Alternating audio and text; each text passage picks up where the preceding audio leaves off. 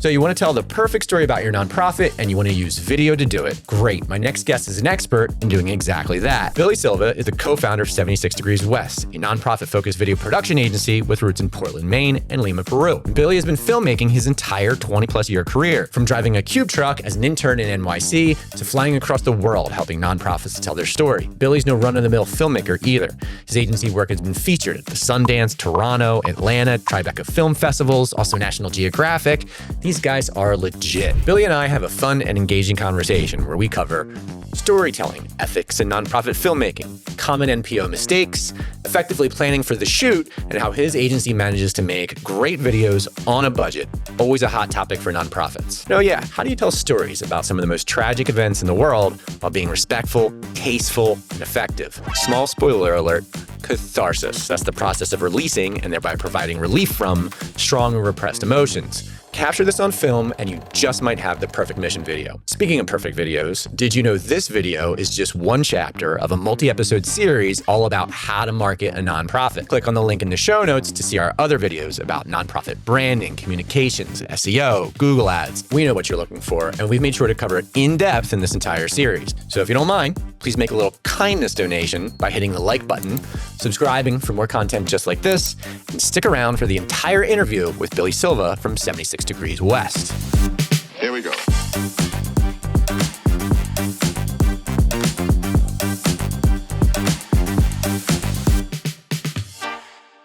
And we're back with another episode of the Niche Marketing Podcast. As always, I'm your host, John Bertino, founder and CEO of the Agency Guide in Philadelphia.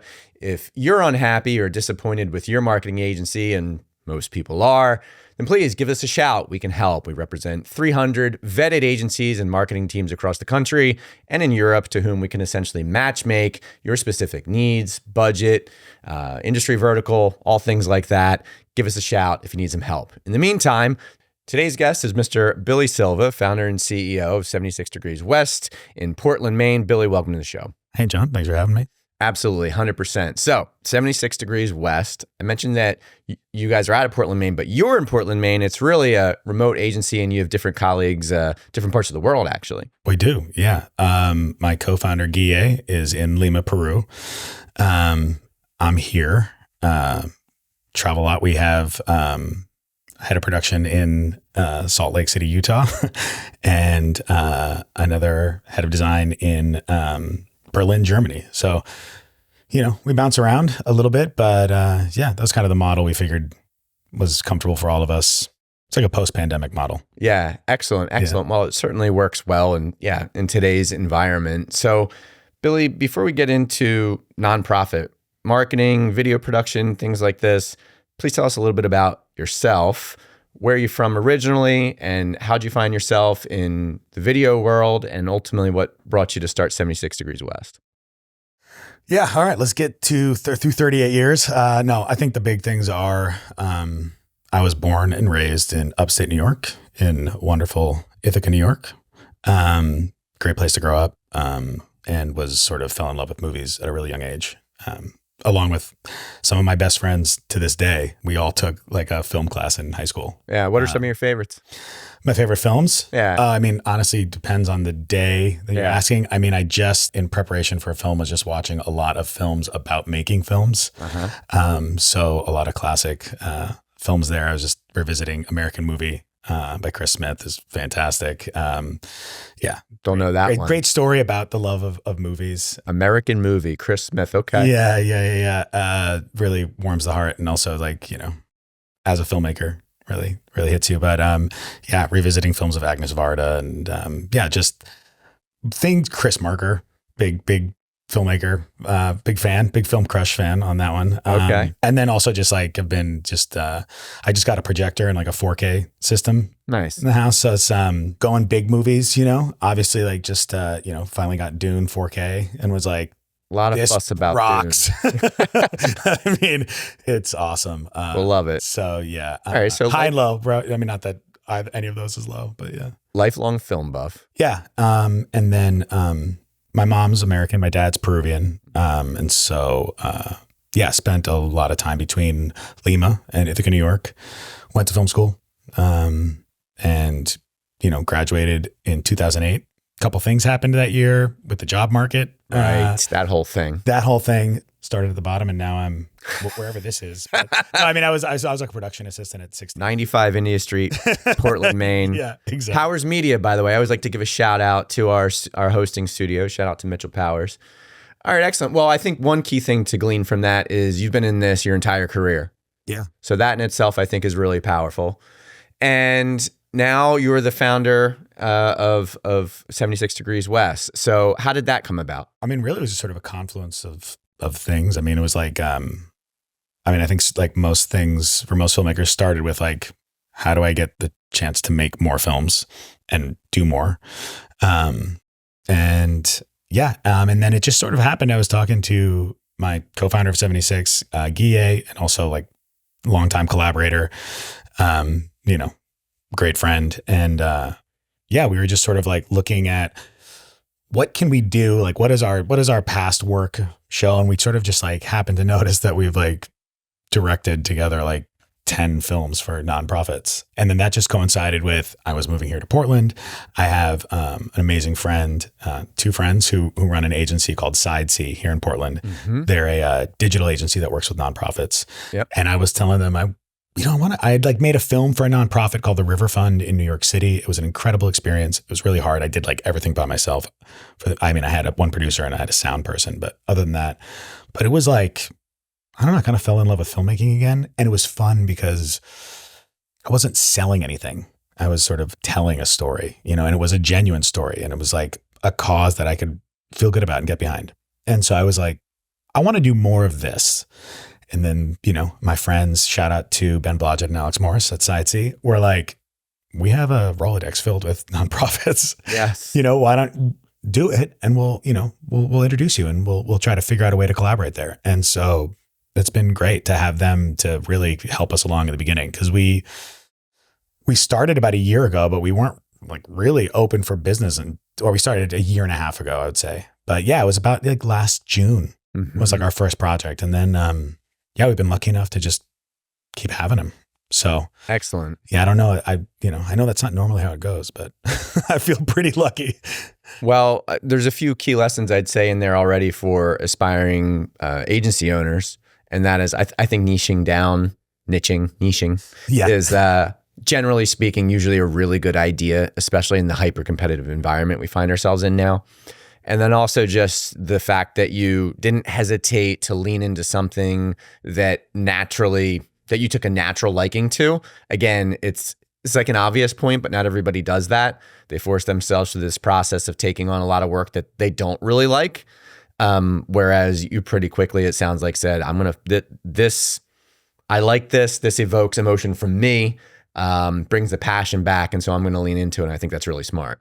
Yeah. I mean, I think, like the obvious answer is always kind of hard to get to.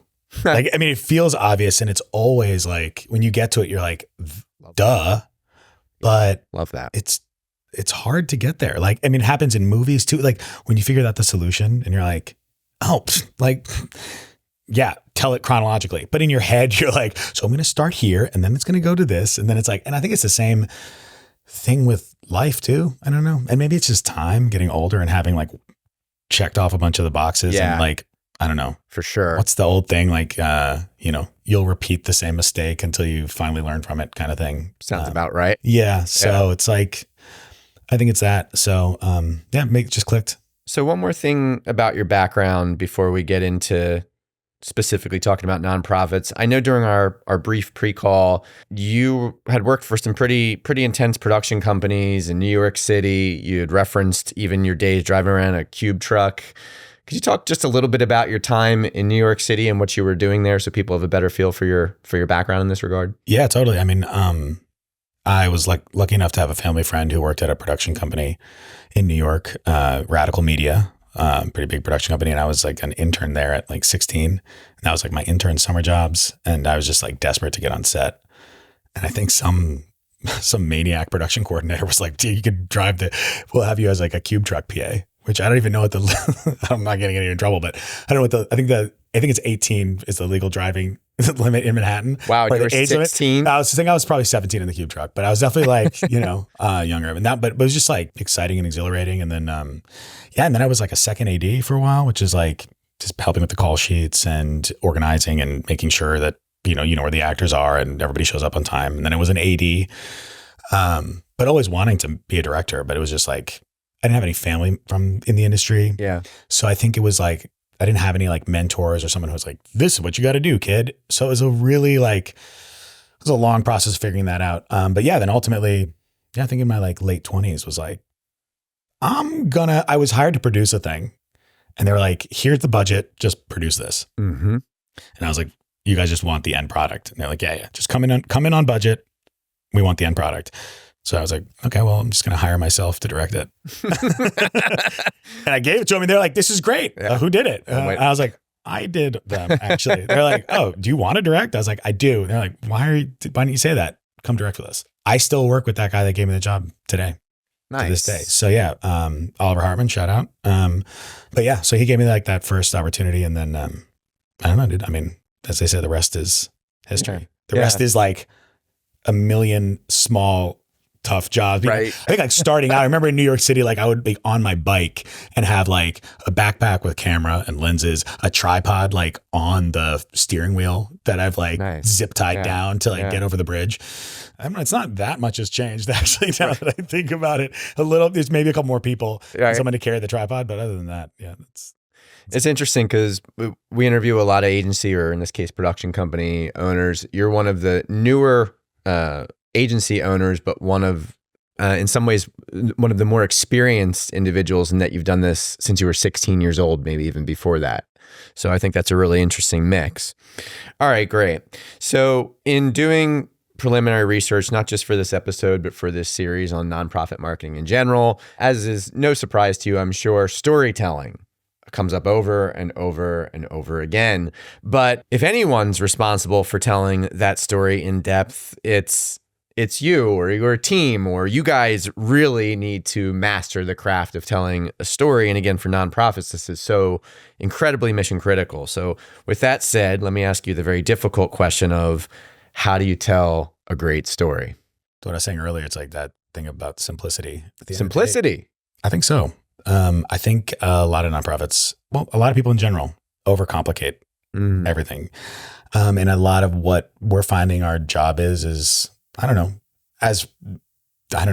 amicably as possible, or like as sort of as friendly as possible, sort of educate the people who work with, there's the famous saying, and they drill this to you throughout writing and film school, KISS, right? Keep it simple, stupid. Right. You could remove the stupid and just keep it simple. But like, that's a common thing in film school? Yeah. That it's a common just thing in movies. general, people overcomplicate things when it comes like, interesting. Like if you, I've not heard that yet. Any great movie that you love, I bet you could boil it down to a sentence, like boy loves girl, girl doesn't know boy exists. Guy has money stolen, needs to get it back to save family. Right. Done. Like all the other stuff, like those are just scenes, like that's, and again, so the great story is like, and what so many nonprofits have, and I think they're like one of their gold mines that is so often not utilized, is access to characters, access to people who have incredible stories to tell that like you connect with more than anything. A lot of our job is like, and I think this is the case with a lot of nonprofits, but it's like, well, we do so much. We want to tell everything we do. And I think there's a place for that. There's like videos that we do sometimes that are like, let's just in a really cool, fun, visually exciting way, like tell you all the stuff we do. But I think a lot of the times it's just like, you'll ask like, well, can you tell me, just like all these movies I tell you, like I was saying, like you can distill a great movie down that feels super complex into a sentence, I mean, The Matrix feels complex, but at the end of the day, it's like, guy doesn't feel like he belongs, realizes he doesn't, fights to belong, I mean, it's along those lines, right? But you talk to nonprofits and they're like, well, we can't do that. Like there's like, I've heard it from a number of nonprofits. There's not a building tall enough to finish our elevator pitch. And it's like, I think you can shorten the pitch. You know? And then when you shorten it, tell like, what's the small story, that like tells that. And maybe you're going to have to do multiple stories, but like, that's the thing. You want to invite someone to come in and be really struck by what they've seen and feel something, and then they'll ask the questions.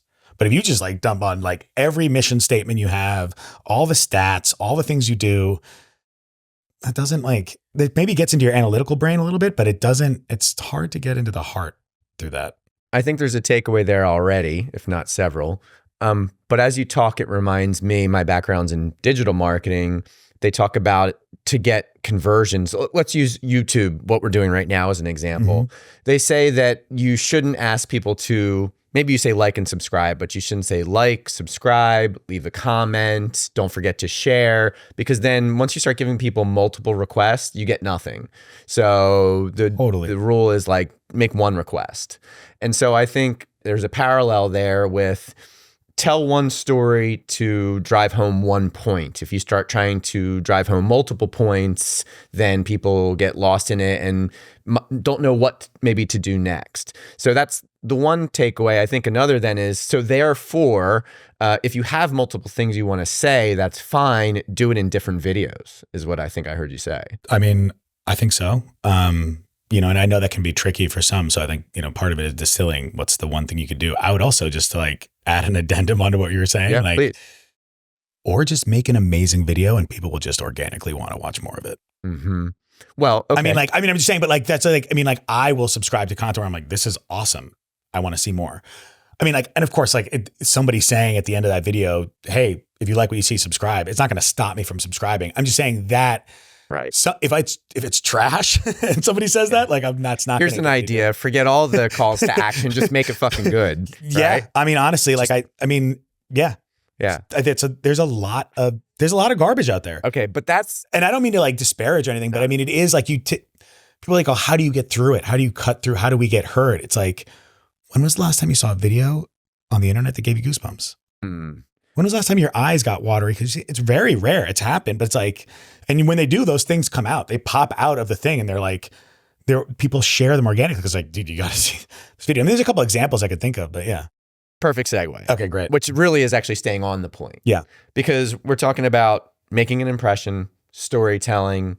You said, we talk about just make it great. Yeah. But what does that mean? Yeah, Which totally. Again, I know that's a tough question. And it's similar to this idea of we just need it to go viral, or can you help me go viral? Yeah. And it's like, there is no necessarily tried and true way to make anything go viral. Yeah. And I would imagine in a similar way, there's no tried and true guaranteed formula to make something great, but there's maybe some elements of a potential formula. So, I think specifically as it relates to nonprofits, it's about emotional connection. So maybe you could give us your take on making something great through the lens of building emotional connections. How do you do it? I think films are like relationships a little bit. If you have one person that you can empathize with, that you can connect with, you put a lot of yourself in that person,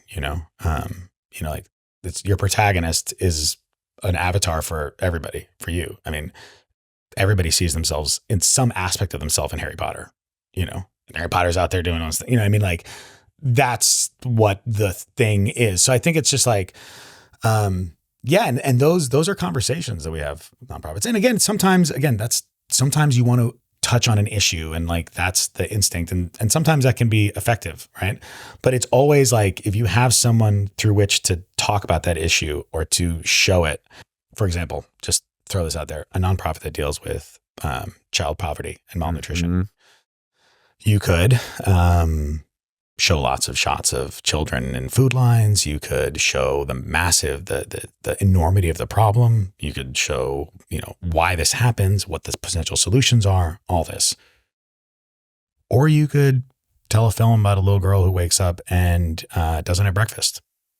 And that's you could, but I get the hunch that you're leaning towards the latter. Yeah. Yes. Well, to me, yeah, because that you get. This is this is a dark and tragic example, but one of the sad things, and I remember this growing up and hearing this, as a kid, but it was on cable, you'd have the Feed the Children episodes, and you'd see the enormity of this problem. And sometimes when you show all of it, even though that's real, you as an individual, you're like, well, I can't Like that's too far gone. Can't do that. Like, what am I going to do? Whereas if you can show one story and you can go like, but there's this one kid, and then you have 10,000 people just giving for that one kid. Okay. Maybe that didn't show the whole enormity of your operation, but at the end of the day, like, was it more effective? And this is like our constant battle of like, I don't know. It's like, what's more important? Like, do you want to get the attention and the resources to further your nonprofit and further your impact and your mission? Or do you really want to just tell everybody what you do? And I get it. And I get that push and pull, because sometimes, we're all complex things. Organizations do a lot of stuff. And so it's hard to be like, we do this, or this is one example of what we do. But a lot of times it's more effective, I think. Yeah, or there's probably numerous terrible side effects of the poverty in a given area or country. But if we try to show or address them all, then again, perhaps we water down our message, where if we focused on one specific individual or one specific family, what they're dealing with, it perhaps hits home more, is more digestible. I think it's actually an incredible point. It's probably one of those things that if you're in the business, if you do what you do for a living, it's kind of like, well, everybody knows that. But when you don't do what you do for a living, for me, like, that was a bit of an epiphany. And I think there was a very similar comment from one of the other video production experts we interviewed in a different niche. And so it's starting to drive the point home for me, which is really powerful. Is there a name for that? Like, I know you went to film school. Do they have a name for, like, is it like a character lead or No, I don't know. Actually, I mean, just like curious. Character focused. I guess. Like, Character I don't know. I mean, focused. it's just like, just I've seen great, super captivating things that talk about an issue or a problem where it's like the issue is so big that that's like bigger. Like, for example, like there are certain issues that want to be told in the big size. Like I'll just take like the social dilemma, right? Like, talks about like the use of like social media and phones and screens, the effect it has on young people today. And it was super compelling. I think Jonathan Haidt just has like a new book too that also feels super compelling. And like, that's a thing where it's like the power is in it's happening to so many kids. And like all of those little stories for the most part fall into obscurity or anonymity a little bit, because they're like, it's not the one story of, the girl who was bullied or the guy who was bullied and, either hurt themselves or something bad happened. It's like, this has happened to 20 kids at this high school, and it's happened in 1,000 high schools in this state. And you're just like, okay, this is the real thing. So I'm not saying like it's a case by case thing. I'm saying in a lot of cases, focusing on a single story is just more impactful to us. It's easier for us to take it in, Good stuff. So on the example you gave about hunger and poverty, it begets another common thing that came up in some of my preliminary research about ethical considerations. And at first I was kind of confused. I understand these are touchy subjects, but I wasn't sure why ethical considerations kept coming up in my keyword research. I'm an SEO by trade. I look at everything through the lens of SEO. And what I was able to come across is just this idea of, you want to be careful not to exploit, I suppose, some of the situations or come off in a distasteful way. And with you actually being responsible for what's happening behind the scenes with the production of it, could you talk about that a little bit? Is there... Yeah. Today's episode is brought to you by The Agency Guide. Are you frustrated with an underperforming marketing agency? Who isn't? Are you unsure about what marketing channels to invest in and who to invest with? Maybe you're just fed up with the overpromising and underdelivering of marketing agencies. Fear not. You need to contact The Agency Guide. The Agency Guide, or TAG, represents a vetted pool of 200 plus vetted marketing agencies and consultants, and they will matchmake your brand's specific needs with these trusted marketing professionals for free. That's right, for free. You don't need an expensive agency search firm. You need The Agency Guide. For over 10 years, TAG's experienced marketing consultants have been providing pro bono consulting and matching brands with vetted agencies based on needs, budget, timeline, location, even your personality. They're marketing professionals. They're agency matchmakers. They're The Agency Guide. To learn more, visit www.theagencyguide.com today. how do you approach that and make sure that what you're doing is as tactful, I suppose, as possible? It's always a concern and always something that we like think a lot about, going into the story, talking to the people who are going to feature in the stories, how we film it. I think it comes from a place of intention. And I think it comes from mutual respect between filmmaker and subject. There's a bond, there's a trust that you have to form there.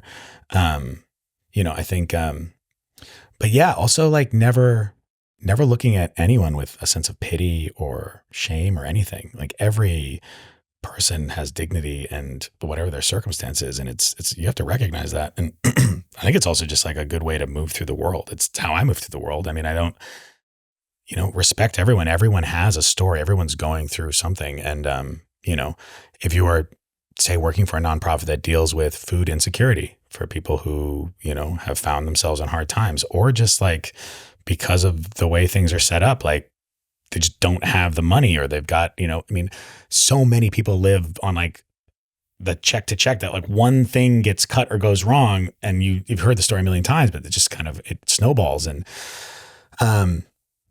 so I'd always like to focus on people's strength and resiliency. Like instead of like having a film about that focuses just on the poverty aspect or the fact that they don't have food, I want to focus on how hard they're working to make sure that they can provide for their kids. And you might notice that person's working a lot harder to provide for their kids than I have to work.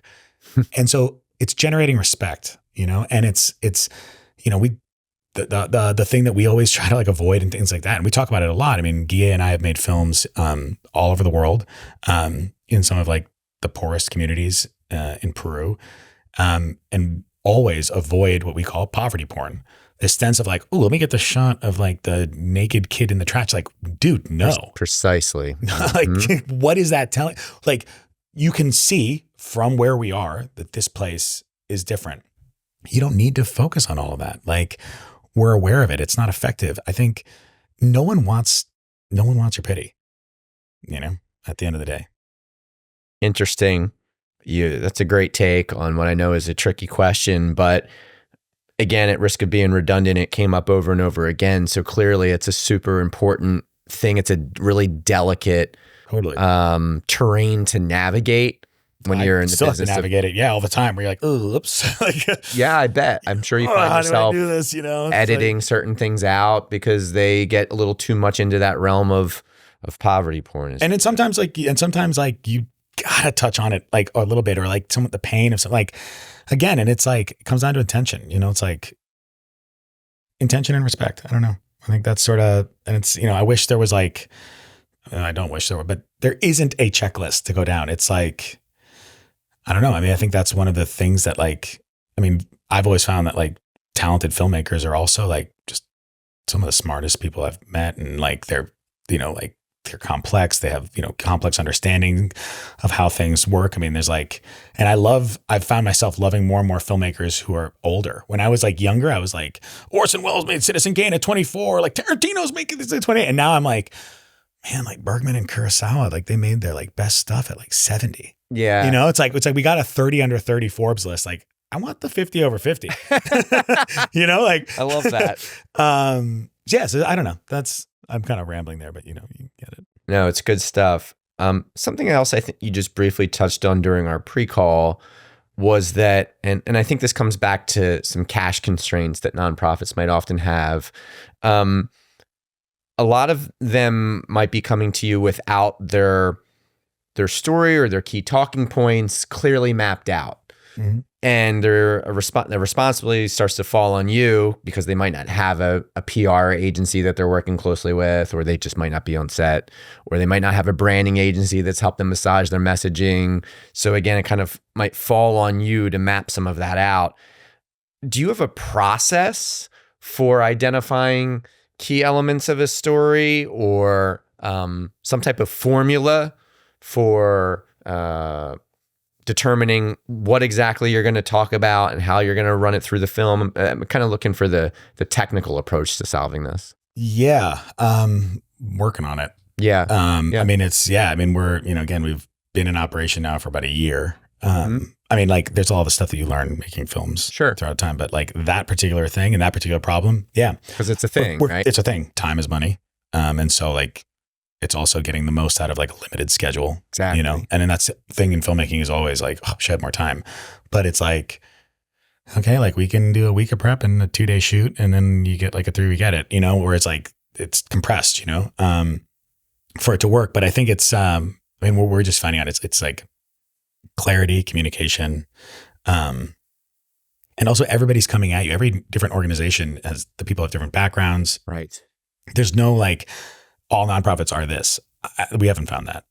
For sure. There's such a wide array. So why there's some that do have like a bigger media budget, some that have this, some that are like, they're 4 people and it's like, we don't know what to do. So we work with them to figure that out. Like, okay, what do you have? What access to stories do you have? What are you trying to get across? What are your goals? And then we work together to figure that out. And I think it's just being clear and communicating to really get there. But yeah, that's a challenge that we're trying to figure out as well. Understood. I would imagine you have like a list of questions perhaps that you cycle people through to start to extract some of those details. You mentioned a week of prep. I'm curious to know a little bit more about what that prep consists of, because I think in there is some of the mastery that you guys have, right? That you know what to prep for, what to plan for, even if it goes beyond the story. So maybe talk about what it is you're planning for, because once you get to the shoot, you know, the shoot is you've written yourself like a list of instructions, and it just the way the speed at which it moves, it's all there. Like you're basically just filling out the checklist at that point. So like, what's the checklist? I said that, and then I was like, the last shoot I was on, I actually had to pivot a couple times. Tell us about it. The work beforehand is like understanding, and sometimes the reality is like sometimes I think working with some organizations, like they know what they don't want. But there's a lot of times where people don't know what is actually going to serve them best. And so it's figuring out that thing. Like we don't want to presume what it is, but like they might not know exactly. So it is like understanding what their core mission values are, their goals are. And then, okay, so if your goal is to end this or to stop this or to educate about this, what are some of the things you guys do? What's your staff like? Who are the people in the population? Like, who do you help? You know, do you have access? Have you worked with anybody that you think would be that like totally exemplifies the work you do perfectly? Would they be interested in talking? You know, it's like that. And I mean, again, and you know, like most of filmmaking or directing, it's like a joke. It's like 90% of directing is casting. But it's not far off. Like, I don't know. I mean, maybe give or take, but like, it's the person that you decide the story you decide to focus on. So I think a lot of it is that. Casting, that's an interesting call out there. Yeah, I mean, because it's like, okay, well, who's the story? And then it might be multiple people. And then if it is, it's figuring out, okay, what's the best way to tell that story? I mean, are you pre-interviewing? Sometimes. I think, you know, it's a delicate balance between the pre-interview thing, because sometimes it's helpful because you get a sense of like, okay, this is what the person's into. This is like, or this is their vibe. This is their story. More or less. I've also done pre-interviews and then in the sort of like catharsis of sharing your story, because I think everybody like they want to be able to share their story, you know? But in that moment of release, like it's incredibly emotional and they've like never told anyone, and you're on a Zoom call doing a pre-interview and like the waterworks are coming and like, okay, maybe you've recorded the Zoom call, but it's like, oh shit, like hold on, I don't have the camera. And it's like, this would have been amazing to have captured that catharsis because it's powerful, you know? And so maybe at risk of losing that. Sometimes like also too, it's like, maybe you're dealing with a really sensitive subject matter. We just did a film for one of Toyota's nonprofit arms, the Way Forward Fund, with an amazing nonprofit based out of Dallas, Fort Worth, called the Shaken Baby Alliance. So you can kind of imagine what they work with. Yeah. And that was a very delicate balance of like, you know, we decided ultimately not to do pre-interviews. We had access we knew what the stories were based off of people at the agency who told us what their stories were, but it's like, let me interject. Yeah. So the agency helped you identify people with stories that were whatever it was impactful enough that they would make for compelling content, but you made the cautious decision not to do pre-interviews so that you could get that raw, unfiltered also too, it's like you're talking to people about some of like the most traumatic experiences that anybody can have. And it's like, I'm only going to ask, you only have to talk about this once. Right. Like, thank you for sharing your story and having that courage. You're there. And like, again, that comes down to that mutual respect thing where it's like, we'll figure it out on the day. Like, I have an idea of where your story could go, and I don't want you to have to talk about it to a stranger twice. And it's also like, we haven't met yet. There's something about being in the same room with someone too. It's like, Yep. Hi, you can look in someone's eyes. You can, feel whatever that energy is that someone emanates, it's like. That begets another interesting line of discussion about making them feel comfortable in that day of environment to share their story. This is something else that came up a little bit in a prior interview. Perhaps you can take it a few steps further for us. So, especially since you're in the nonprofit space, you're dealing with a lot of what sometimes, not always, but sometimes are really traumatic situations. How do you create an environment that allows those individuals to feel comfortable enough to share their story in the most genuine way? Yeah, I don't know. I think it's like just a personality attribute. I don't know how else to really describe it. Are you usually the guy that's in there working hands on with them? Yeah, always, like, if we're going to make a film together, I want you to make the film with me too. It's not a one-way street. If it's going to work, I'm interested in you. You should be interested in me too. I'm asking you to talk about your personal life or things that have happened to you on camera. The least I can do is open up about myself to you when we meet. And also just like show kindness and be welcoming. Sometimes a film set you're on a schedule. You got to move. Which further makes it tricky. Yeah. But also it's like, you don't have to, don't worry about that. I'm respectful of your time and that, but I think it's like, just being, I don't know. To me, it's like, I'm trying to be as genuine as I can be. I'm not like open and honest. Like, this is what we're looking for. Thank you for coming, and then, I think it's the same way that you would, if a stranger came into your house, how you would welcome them. Like, I don't know. I think it's one of those things I say, it's like the simple thing, but. Sounds like for you, it comes a little bit natural. And in our limited interactions together, you have a real authentic and natural way about you, which probably helps.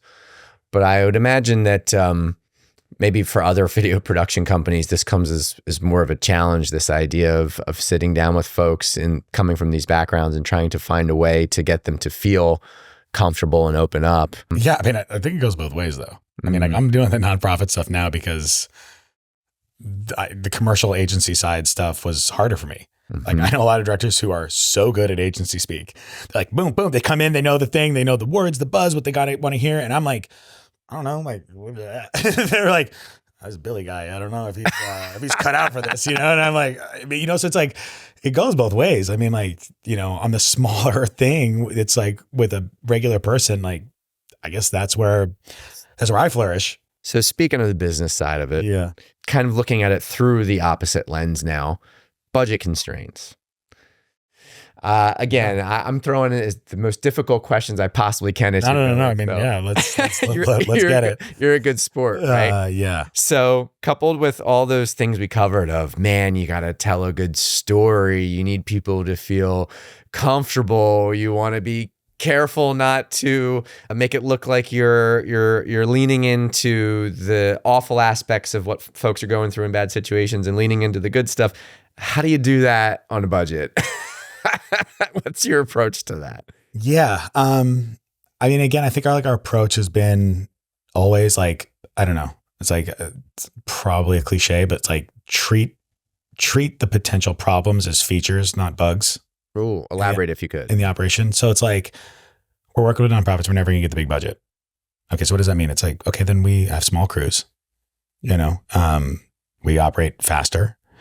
One of the reasons, we do a lot of remote work. We don't have an office. We don't have a brick and mortar. It'd be nice to, but like, we're operating off of a new thing where, we're agency and production company combined in one. We develop everything from creative, the strategy and approach, to the execution and production and delivery. we're kind of missing distribution at the moment, but that's something that we're interested in exploring, obviously. But yeah, so it's like we're never going to get the big budgets. And our bread and butter is going to be that, like, I mean, we're talking numbers. I'm probably like the, 30 to 80 range, and like that's like our we're not getting some nonprofits spending $200,000 on a video. I mean, there are, but they're like hard to come by. And then we're competing with like top tier commercial production companies who have like incredible directorial talent who, I mean, you look at the rosters of some companies and it's like, oh, didn't that guy win an Academy Award last year? I mean, like so we know what that is. And we've basically figured out a couple formulas for types of films. There's like the story film, there's maybe a brand film. There's maybe something shorter that is geared towards social. I mean, everything is going to be on social at some point. But then maybe there's a film that wants to go like the festival route, right? That can go that route, that can achieve some sort of level of distribution and press and earned media through that route. So like, we're always figuring it out, but like, yeah, the reality is like, we're a small team. We've got to work efficiently. We've got to work pretty fast. Yeah. I mean, are there sometimes, as unfortunate, like, yeah, there's sometimes where it's like, that's for what you want and to what we can accomplish. Like, that's not doable. And then, the reality is like, sometimes I think this is tough, especially because we're starting and growing. You don't want to say no to anything, but then sometimes it's just being like, yeah, that can really be, because then that person's like, well, pill. Now we're never going to talk to you again. Right. Even when you have a budget.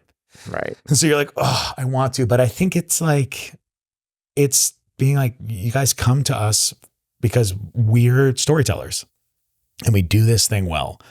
And we're telling you, like, I mean, you can talk to a price consultant or whatever, like there's no way you're doing this for less. And if you can, somebody's either lying to you or they're not going to deliver at the level you want this product to be. And just being open right from the get-go. And sometimes it's a bummer. We have to go, Setting expectations is so key. And I'm just learning that because I'm such a people pleaser by nature. And so like, I hate disappointing people. Like, it's so uncomfortable for me to be that person. So it's like, that's like a personal thing that I'm working on of like, sorry, so anyway, I think that's the dance, like being realistic and, I've gotten like pretty good at, doing stuff for cheap to where like, I don't even know what I would do on a huge set. I'd be like, what are all these people doing? You mentioned you've gotten pretty good at doing things cheap or on a lean budget. Any specific things come to mind, little tricks up your sleeve you don't mind sharing? Tricks up the sleeve. I mean, we do a lot of travel stuff. We joke, we have a rule called the car rule. Crew fits in a car. Nice. And it's a joke. So you basically, like, you've got a director, you've got a DP who's probably an operator too, and a sound person, and then a producer, maybe a production assistant who's also someone who's like driving, like that. But it's like, you're in a van probably, but I think the idea of like 3 in the back, 2 in the front, it's like for the most part, like keeping the crew for what lean. we don't need. I mean, cameras are incredible now. Like just the ability to beautifully capture natural light and stuff like that. We don't need to lug a ton of stuff around. Like sometimes we do. I mean, depends on what it calls for, but so that's one. Yeah. Small footprint. And then I think it's like, prep as much as you can, but also be so ready to pivot on the spot. Another recurring theme whenever I talk to smart and seasoned video folks is prep. The old fix it and prep. What is it? Fix it and prep. People joke like fix it and post, but yeah. Fix it and prep. Yeah. Like try to avoid the problem. But, sometimes planning. Yeah. But sometimes you get there and you're telling a story and you've had this whole story in your mind, right? Like you're like, okay, well, it's going to be like this. And then, I could do this. It's hard for, I'm always like envisioning this movie already edited in my head. Yeah. Then you get there and they say something and you're like, wait, what? Sorry. Well, that's the story. Yep. Okay. Well, never mind. So like, and you gotta that's the story. Like we forget what we had planned. We got a new avenue here. And you got to also be ready to kind of just go, let's follow that. It's funny too. What we're doing here is very meta as we film and you storytell. And we talk about filming and storytelling. And even before the show, we talked about how much to prep, to not prep. What's that DiCaprio movie where it's like the thing within the thing within the thing? Inception. Yeah. I feel like I'm in Inception. That's funny that you mentioned that. Actually, we use that as a reference a lot, like just joking, like You've got to incept ideas. It's like where it's like the whole thing of that movie is like, I don't know, Cillian Murphy's character it's like he can't know that you gave him the idea. You've got it. It's like, I thought of the idea. Yeah. But ultimately it was like the idea you needed them to think, So yeah, that happens a lot. I think we just answered this when it comes to planning, but I wanted to ask you about things that nonprofits might be getting wrong or that you see over and over again when you're brought in where you go, okay, don't do that, do this instead. Anything come to mind? Yeah. I think I would say like a pattern that I see pretty regularly. And it's also like, I get it too, And so I think that's why we do offer various services, things. But I think I mentioned earlier, like this thing of like, there's not a building tall enough for us to give our elevator pitch because we do so much. We do this, we do that, we do it here, we do it there. And that's awesome. Like, we don't just do this, we do this. And like, we don't want to be known for the nonprofit that just does this thing that people like. We do a lot of other things, which is great. And I think, we also worked with nonprofits to do engaging and fun brand films where we too talk about all that. But that's a different ask than like, no one's ever going to cry at the end of that video. Talk about a brand film because I think it's to the point. Differentiate, if you could, between the brand film and how would you characterize the other? I would probably summarize it in like a brand film is about the mission, broadly speaking. And then our character-driven stories, or mission films, as we call them, are about your mission in action. So let's just take the example that we used earlier for the child poverty and hunger. There's the brand film, which is all the missions you do, all the things you do, how many people you help.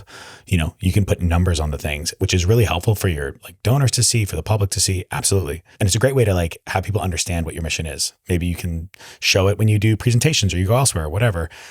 And then there's the mission film.